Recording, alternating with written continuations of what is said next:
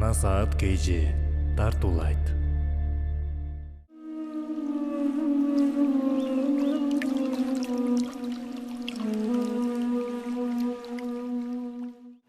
Урматтуу мусулман бир тууган.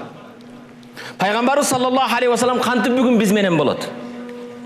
Биздин жашообузда, үй бүлөбүздө адеп ахлакта, тамак жегениңизде, көчөдө жүргөнүңүздө Пайгамбарыбыз саллаллаху алейхи вассаламдын сүннөтү болсо, пайгамбар көрсөткөн жол менен жашасаңыз, пайгамбар сиз менен экен.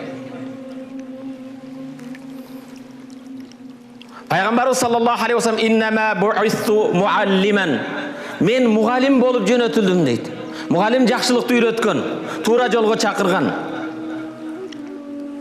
Иннама бу'исту лиутаммима макаримал ахлак. Пайгамбарыбыз саллаллаху алейхи вассалам албетте мен жөнөтүлдүм кереметтүү мүнөздөрдү толуктоо үчүн, туу чокусуна чыгаруу үчүн дейт. Адеп ахлак бар, бирок ошо адеп ахлакты эң туу чокусуна чыгарып толукташ үчүн пайгамбарыбыз саллаллаху алейхи вассалам жөнөтүлгөн. Пайгамбарыбыз саллаллаху алейхи вассалам өзүнүн хадисинде ла имана лиман ла аманата лах ва ла дина лиман ла ахда лах. Иманы жок кимдин аманатты сактоосу болбосо, аманатка бекем болбогон адамдын иманы жок дейт пайгамбарыбыз. Дини жок ким убадада турбаса дейт.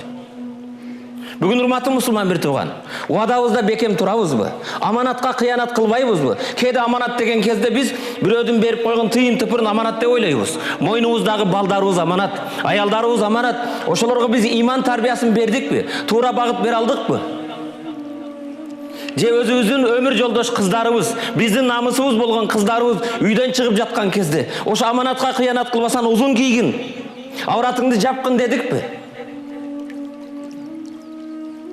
Мекенибиз аманат, жерибиз аманат. Урматтуу мусулман бир тууган, аманат көп нерсени биз түшүнгөн кыска бир тыйын тыпыр деле эмес. Ал-иман вал хая Курана жамиан.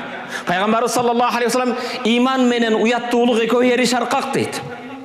Иза руфи ахадухума руфи ал-ахар, анын бирөөсү жок болсо экинчиси жок болот дейт. Иманы бардын уяты бар, уяты бардын иманы бар. Кичинекей кезибизде ата-энебиз тарбия кылат эле. Балам уят деп. Аксакалдын алдын колуң узатпа, аксакалдын астыга өтпө. Бүгүн кээ бир балдарыңызга сурагын, уят эмне десеңиз, уят деген нерсе ал жейби же кийеби ичеби деп сурашы мүмкүн. Урматтуу мусулман бир тууган, уяттуулук, намыстуулук